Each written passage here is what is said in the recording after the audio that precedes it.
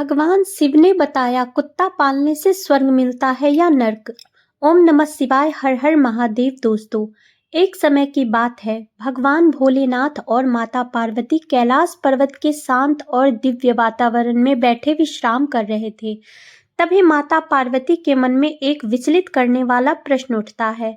वह भोलेनाथ की ओर देखते हुए कहती है, हे स्वामी, मेरे मन में एक प्रश्न उठ रहा है जो मुझे भीतर से परेशान कर रहा है। कृपया मेरी जिज्ञासा को शांत करें और मेरे मन को समाधान प्रदान करें। भगवान भोलेनाथ अपने सहज मुस्कान के साथ माता पार्वती की ओर देखते हैं और कहते हैं, हे देवी, आप जो भी प्रश्न है पूछो, मैं उसे अवश्य उत्तर दूंगा। बताइए, क्या प्रश्न है जो आपके मन को व्याकुल कर रहा है। माता पार्वती कुछ गंभीर होकर कहती है, हे स्वामी, आजकल मनुष्य अपने घरों में कुत्ता पालते हैं। मेरे मन में यह प्रश्न उठता है कि क्या ऐसा करने से उन्हें स्वर्ग की प्राप्ति होती है या इसके परिणाम स्वरूप नरक में जाना पड़ता है। क्या उनके जीवन में कुत्ता पालने से सुख समृद्धि आती है या दुख और गरीबी। क्या उनका भाग्य चमकता है या फिर पतन होता है। मुझे यह जानने की अत्यधिक उत्सुकता है। माता पार्वती का प्रश्न सुनकर भगवान भोलेनाथ गंभीर हो गए और कुछ क्षणों के मौन के बाद उन्होंने माता पार्वती की ओर देखते हुए कहा, हे देवी, आपके मन का यह प्रश्न अत्यंत ही महत्वपूर्ण है और इसका उत्तर मैं आपको एक कथा के माध्यम से दूंगा। इस कथा को ध्यान से सुनना, क्योंकि इसमें न केवल आपके प्रश्नों का उत्तर है बल्कि हर मनुष्य के जीवन के लिए महत्वपूर्ण सीख भी छिपी है। माता पार्वती ने आदर से सिर झुकाकर कहा, हे प्रभु, मैं पूरे मन और ध्यान से इस कथा को सुनने के लिए तैयार हूँ। कृपया आप इस कथा को प्रारंभ करें। भगवान भोलेनाथ मुस्कुराए और बोले, हे देवी, यह कथा उन लोगों के लिए है जो यह जानना चाहते हैं कि कुत्ता पालने का क्या महत्व है, इससे क्या लाभ होता है और क्या हानि हो सकती है। जो भी इस कथा को ध्यान पूर्वक सुनता है वह समझ जाता है कि मनुष्य को स्वर्ग की प्राप्ति होती है या फिर नर्क की। भगवान भोलेनाथ मुस्कुराए और माता पार्वती से बोले, हे देवी, यह कथा अत्यंत ही रोचक और शिक्षाप्रद है। प्राचीन काल की बात है, एक गांव में एक बुजुर्ग महिला रहती थी जिसे लोग बुढ़िया कहकर पुकारते थे। वह अपने धर्म कर्म, पूजा पाठ और दान पुण्य के लिए पूरे गांव में जानी जाती थी। लेकिन बुढ़िया के दिल में एक विशेष प्रेम और स्नेह था, अपने कुत्ते के लिए। भोलेनाथ ने थोड़ी देर रुककर कहा, उस बुढ़िया ने एक सुंदर लाल रंग का कुत्ता पाल रखा था। वह कुत्ते को किसी संतान की तरह प्रेम करती थी। वह रोज उसे स्नान कराती, स्वादिष्ट भोजन खिलाती और रात को अपने बिस्तर पर उसे सुलाती। कुत्ता भी उसके प्रति इतना वफादार था कि वह हर वक्त उसके साथ रहता, घर के हर कोने में बिना किसी रोक टोक के घूमा करता था। बुढ़िया का कुत्ते के प्रति यह प्रेम अद्वितीय था। परंतु एक दिन अचानक बुढ़िया की तबीयत बिगड़ गई। उसकी हालत इतनी खराब हो गई कि कुछ ही दिनों में स्वर्ग सिधार गई। यमलोक से जब यमराज को इस बात का पता चला तो उन्होंने अपने 2 यमदूतों को उसे आदेश दिया कि जाओ, उस बुढ़िया को की आत्मा को यमलोक से लेकर आओ। यमदूत तुरंत यमराज का आदेश मानकर मृत्युलोक यानी पृथ्वी पर पहुंचे।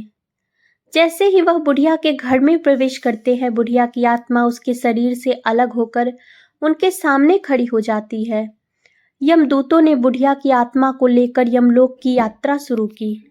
आकाश में उड़ते हुए वे बुढ़िया को यमपुरी की ओर ले जा रहे थे। रास्ते में वे एक गहरी और भयावह नदी के किनारे पहुंचे।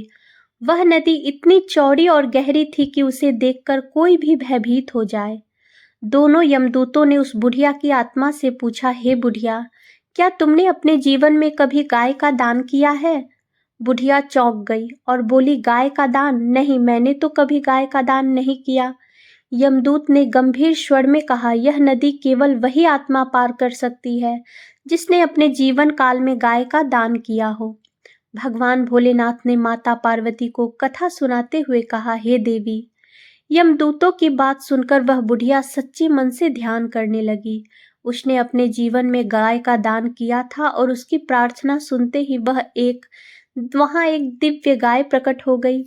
बुढ़िया ने पूरी श्रद्धा से उस गाय की पूंछ पकड़ ली और देखते ही देखते उसने भयानक नदी और गहरी नदी को पार कर लिया।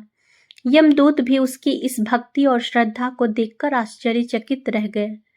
नदी पार करने के बाद बुढ़िया ने राहत की सांस ली। वह यमदूतों के साथ आगे की यात्रा पर बढ़ने लगी। भोलेनाथ ने कथा को माता पार्वती को सुनाते हुए आगे कहा कि थोड़ी दूर चलने के बाद अचानक एक कौवा बुढ़िया के सिर पर अपनी तीखी चोंच से वार करने लगा। बुढ़िया दर्द से कराह उठी। यह देखकर यमदूतों ने उससे पूछा, हे बुढ़िया, क्या तुमने कभी अपने जीवन में साधु संतों की सेवा की है?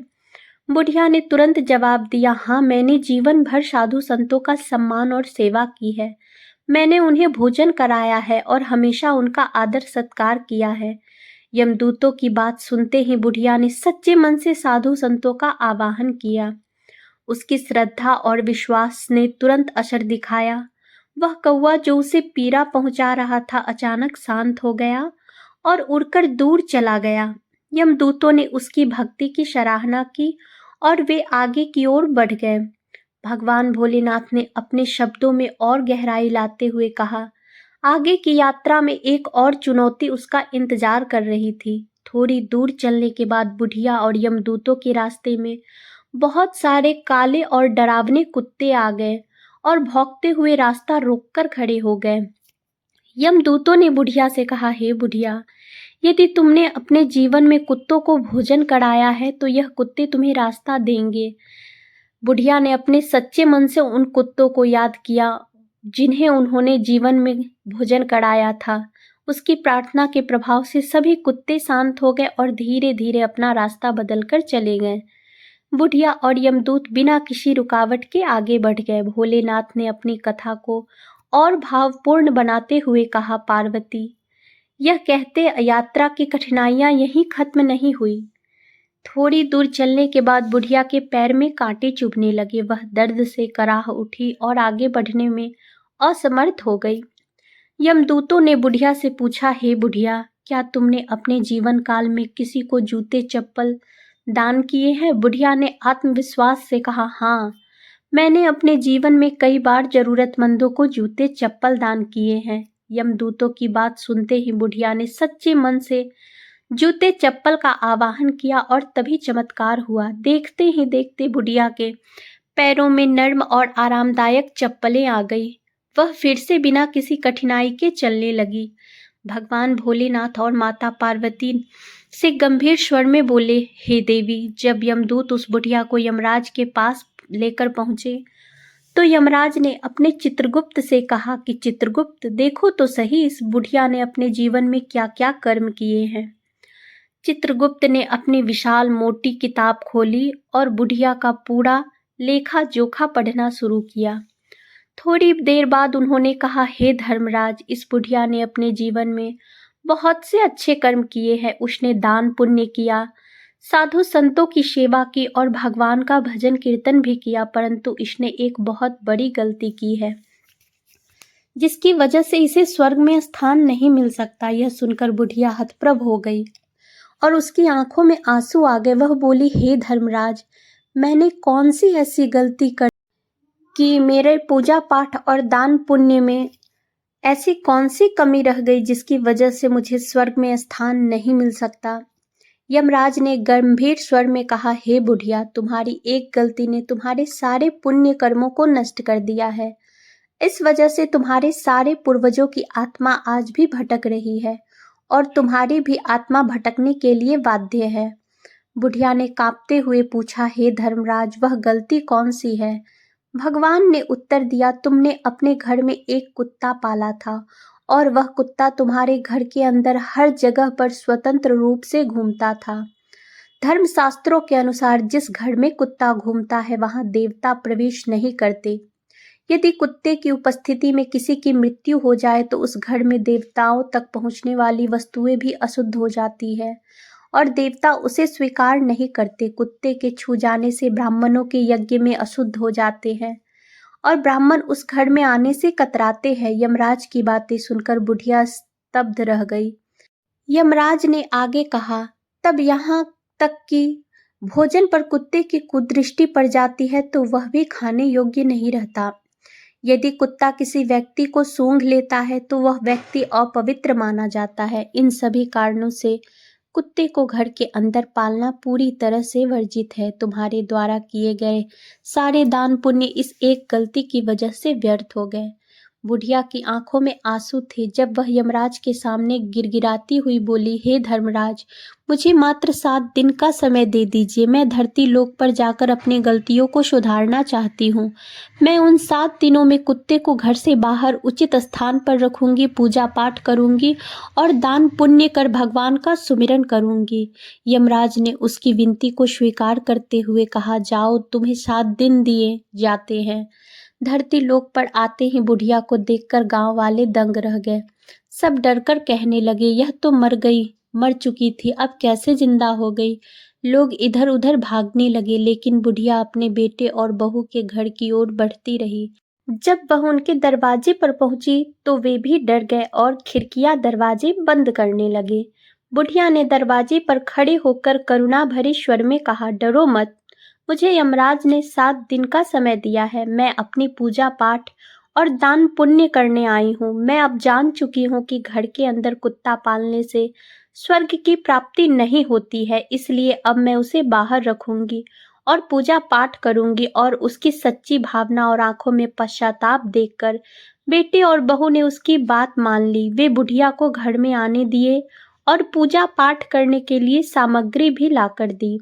बुढ़िया ने सबसे पहले कुत्ते को घर से बाहर एक नियत स्थान पर रख दिया। उसके लिए रोज भोजन तैयार करती और उसे वहीं खिलाती। इसके साथ ही वह रोज भगवान का भजन, कीर्तन, हवन, यज्ञ करने लगी। गाय को भोजन कराना भी उसकी दिनचर्या में शामिल हो गया। धीरे धीरे उसकी पूजा और भक्ति से घर में सकारात्मकता का संचार होने लगा। 7 दिनों के बाद यमराज के दूत उसके सामने प्रकट हुए और उसे स्वर्ग ले जाने के लिए दिव्य विमान भेजा। गांव वालों ने जब उस दिव्य विमान को देखा तो उनकी आंखें आश्चर्य से फैल गई। वे मन ही मन सोचने लगे कि अगर बुढ़िया स्वर्ग जा रही है तो क्यों ना हम भी उनके साथ जाएं। वे सभी दौड़ते हुए उस विमान की ओर बढ़ने लगे। बुढ़िया ने सबको रोकते हुए कहा, तुम लोग मेरे साथ स्वर्ग नहीं जा सकते। तुमने ना कभी अपने बड़े बूढ़े माता पिता की सेवा की, ना भूखे को भोजन कराया, ना ही हवन किया। तुमने जीवन में ना ही दान पुण्य किए, तो स्वर्ग का मार्ग तुम्हारे लिए नहीं खुल सकता।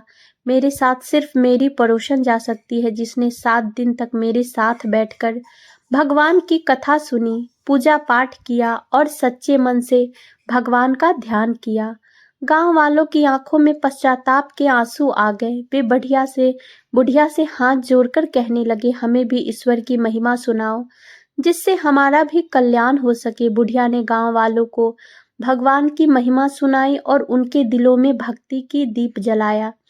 जैसे ही उन लोगों ने सच्चे मन से भगवान का स्मरण किया, वे भी दिव्य विमान में बैठकर स्वर्ग लोक पहुंच गए। स्वर्ग में पहुंचते ही यमराज ने देखा तो आश्चर्यचकित हो गए। उन्होंने कहा, मैंने तो सिर्फ इस बुढ़िया के लिए दिव्य विमान भेजा था, फिर यह लोग कैसे आ गए। बुढ़िया ने बड़ी विनम्रता से कहा, हे धर्मराज, मैंने अपने जीवन के पुण्य का आधा हिस्सा इन लोगों को दे दिया है, कृपा कर इन्हें भी स्वर्ग में स्थान दीजिए। यमराज उनकी भक्ति और उदारता से प्रभावित हुए और सभी को स्वर्ग में स्थान दे दिया।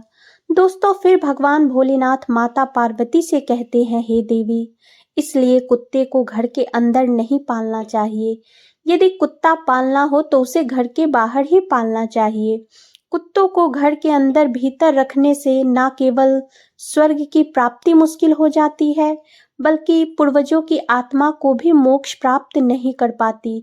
ऐसा घर कभी भी उन्नति नहीं करता और माता लक्ष्मी उस घर से कोसों दूर चली जाती है।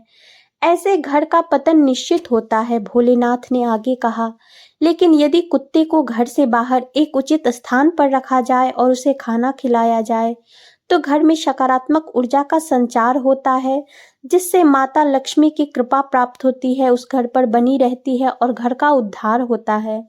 घर के किसी भी सदस्य पर आने वाली विपदा भी टल जाती है। इसलिए देवी, हमेशा ध्यान रखें कि कुत्ते को घर के अंदर ना पाले, क्योंकि उसे घर के बाहर एक नियत स्थान पर रखें। मित्रों, इस कथा के माध्यम से भगवान शिव हमें एक बहुत ही महत्वपूर्ण सीख दे रहे हैं। कुत्ते को पालने में कोई दोष नहीं है, लेकिन उसे सही स्थान पर रखना जरूरी है। घर के अंदर कुत्ते की सेवा करने से जीवन में सुख समृद्धि बनी रहती है, घर का कल्याण होता है, साथ ही स्वर्ग की प्राप्ति का मार्ग भी प्रशस्त होता है। तो दोस्तों, आपको भी अब यह समझ में आ चुका होगा कि कुत्ते को घर के अंदर पालना चाहिए या बाहर। याद रखें, कुत्ते को घर के बाहर उचित स्थान पर पालें, जिससे आपके घर में हमेशा सुख समृद्धि और माता लक्ष्मी की कृपा बनी रहे। दोस्तों, यदि वीडियो अच्छी लगी हो तो वीडियो को लाइक और चैनल को सब्सक्राइब जरूर करें और कमेंट बॉक्स में हर हर महादेव जरूर लिखें। इससे आपके ऊपर महादेव की कृपा बनी रहेगी।